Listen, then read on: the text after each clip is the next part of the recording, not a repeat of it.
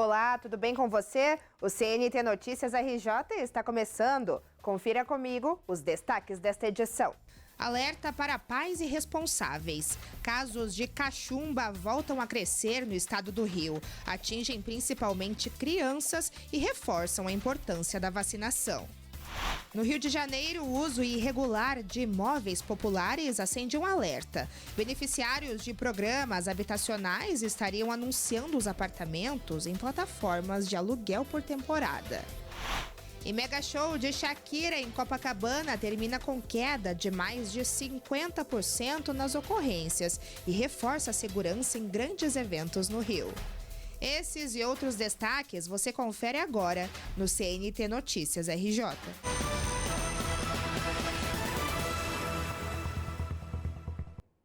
E atenção, pais irresponsáveis, para um alerta importante. A cachumba está voltando a crescer no estado do Rio. E quem mais sofre com isso são as crianças. Só nos 3 primeiros meses deste ano foram quase 400 casos. Isso mostra que a vacinação precisa voltar a ser prioridade. A boa notícia é que a proteção está perto de casa. A cachumba pode até parecer simples, mas não é. Ela causa inchaço no rosto, febre, dor e, segundo especialistas, pode trazer complicações sérias. Então, já sabe, faça a sua parte e procure o posto de saúde mais próximo. E lembre-se, quem vacina tem um gesto de cuidado com seu filho e com todos. E mudando de assunto, o show da cantora Shakira, que aconteceu no último final de semana em Copacabana, surpreendeu não só pelo público de milhões de pessoas, mas também pelo resultado na segurança. O evento teve uma queda expressiva no número de ocorrências e virou destaque positivo entre os grandes shows já realizados na praia. Depois de reunir uma multidão de cerca de 2 milhões de pessoas, o show de Shakira em Copacabana chamou atenção não só pelo tamanho, mas pelo resultado na segurança. Foram 115 ocorrências registradas, nenhuma grave. Um número bem menor do que o de eventos anteriores na praia, como o de Lady Gaga e Madonna. Mas é de garantir a boa reputação que o estado do Rio de Janeiro tem, que o município do Rio de Janeiro tem, em realizar esses grandes eventos. A integração e coordenação entre todas as forças policiais, mas também e principalmente com as unidades do município do Rio de Janeiro, que tiveram um papel preponderante, fez com que a gente mais uma vez batesse recordes de elogios. Esse evento, particularmente, ele bateu todos os recordes positivos e muito elogiado principalmente pela crítica internacional, que eles reconhecem a dificuldade que é realizar um evento desse, mas, mais uma vez, por conta dessa expertise, a gente conseguiu fazer uma melhor entrega, ainda melhor que os outros do passado. O esquema de segurança envolveu quase 8 mil agentes e o uso de tecnologia, como câmeras com reconhecimento facial, drones e monitoramento aéreo. A operação do Estado contra roubos e furtos de celulares se destacou com bons resultados. Nós temos uma operação rastreio que vem dando resultado e conseguiu nesse evento também demonstrar isso, uma vez que nós estamos combatendo não só o furto propriamente, como a receptação dos telefones. E tivemos um número aqui muito baixo, cerca de 66 furtos apenas, com relação a outros eventos que passamos de 200. Então, acho que a operação, todo o trabalho que foi feito, inclusive o trabalho preventivo, com orientação à população, da qual participaram todas as secretarias envolvidas, em termos de índices de crimes normal, de estelionato, furto, roubo, uso de droga, foi o mais baixo já ocorrido num evento de tão magnitude como esse. A Operação Lei Seca também atuou durante o evento, com centenas de motoristas abordados e dezenas de infrações por consumo de álcool. Já o Corpo de Bombeiros reforçou o atendimento ao longo do dia na praia, com equipes até mesmo em motos aquáticas, o que ajudou a agilizar os socorros no mar.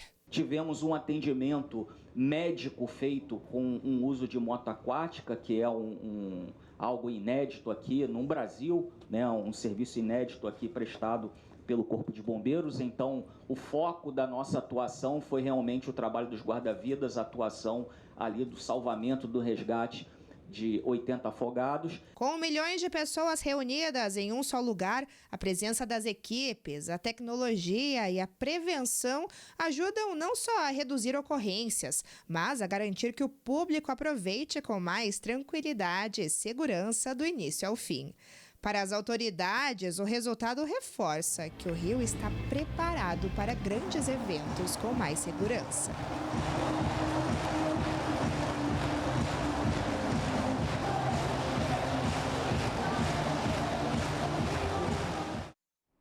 E a seguir, no estado, autoridades discutem regras para frear o uso irregular de imóveis populares em aluguéis de curta duração.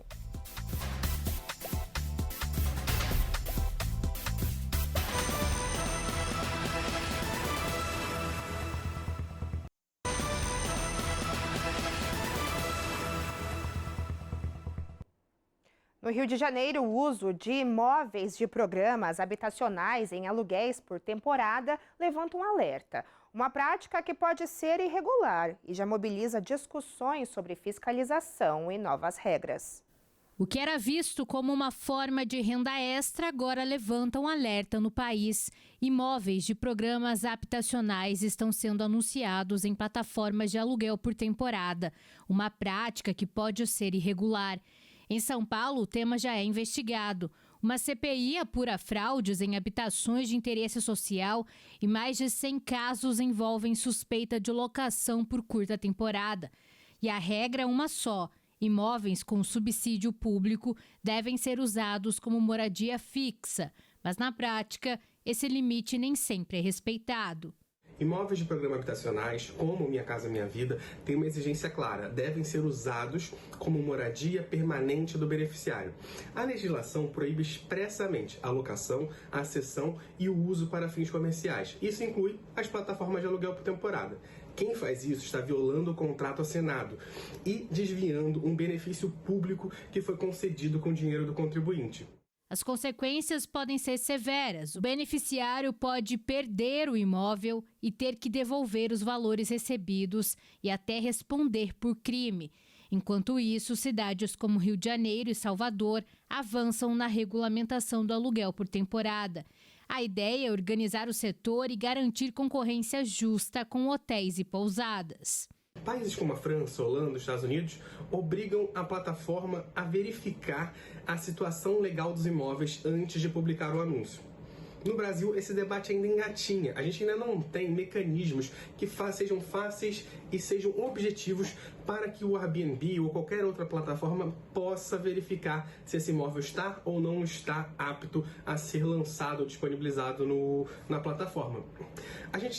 Tendência é que essas plataformas passem a ter uma corresponsabilidade, sendo obrigadas a cruzar dados públicos com os anunciantes quando essas informações estiverem de mais fácil acesso. No plano federal, a reforma tributária também endurece regras. Locações de curta duração podem passar a ser tratadas como serviço de hotelaria em alguns casos. Especialistas alertam para um impacto que vai além da lei. Cada imóvel desviado para uma ferramenta dessas é uma família que ficou sem acesso à moradia. O programa tem fila de espera. Não estamos falando de um contrato descumprido apenas. Estamos falando de alguém que ocupou o lugar de quem não precisava. A criatividade financeira tem um limite. E esse limite aqui se chama o interesse público. Entre o direito de propriedade e o interesse público, o desafio agora é encontrar um equilíbrio e garantir que políticas de moradia cumpram o papel para o qual foram criadas. E a discussão segue avançando no país, com novas regras e maior fiscalização sobre o uso de imóveis em plataformas digitais. E daqui a pouco você vai ver como a informação e o acompanhamento especializado fazem diferença na vida de crianças com autismo.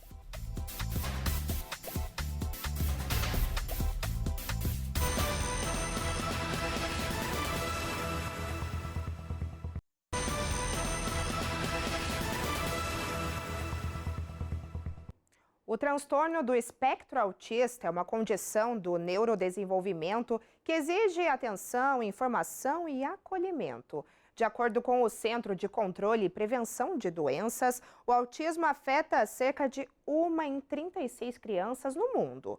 Um número que reforça a importância do diagnóstico precoce e do acompanhamento adequado. O autismo afeta milhões de crianças no mundo e os primeiros sinais podem aparecer ainda nos primeiros anos de vida. E muitas vezes passam despercebidos na rotina das famílias. Dificuldade de contato visual, atraso na fala, pouco interesse por interação social e comportamentos repetitivos. Sinais que acendem um alerta importante. Por exemplo, na criança de poucos meses de idade, ela deve amadurecer lentamente o sistema nervoso e, com isso, adquirir funções. No caso do autismo, como existe esse retardo do neurodesenvolvimento, pode ocorrer, por exemplo, de ela não chorar, ficar passiva no leito, quieta demais. O diagnóstico do autismo não vem de um exame de laboratório, ele é clínico, baseado na observação atenta do comportamento e no histórico de desenvolvimento da criança. E é justamente essa observação precoce que pode mudar o futuro. Quanto antes começar o acompanhamento, maiores são as chances de desenvolvimento. Muitas vezes, na primeira consulta, não se tem condição de fazer. Se a família dispõe de algum recurso a mais, pode-se fazer um estudo genético. Então, nesse caso, realmente, há, infelizmente, muitos enganos com relação ao diagnóstico do autismo. Só um profissional especializado poderá fazer um diagnóstico seguro. Com apoio certo, é possível avançar na comunicação, na socialização e na autonomia. Resultados que impactam diretamente a qualidade de vida na infância e também na vida adulta. O aumento no número de diagnósticos não significa necessariamente mais casos, mas sim mais informação, mais acesso e mais capacidade de identificar o transtorno. O CNT Notícias RJ fica por aqui, mas você confere outras notícias no aplicativo CNT Play.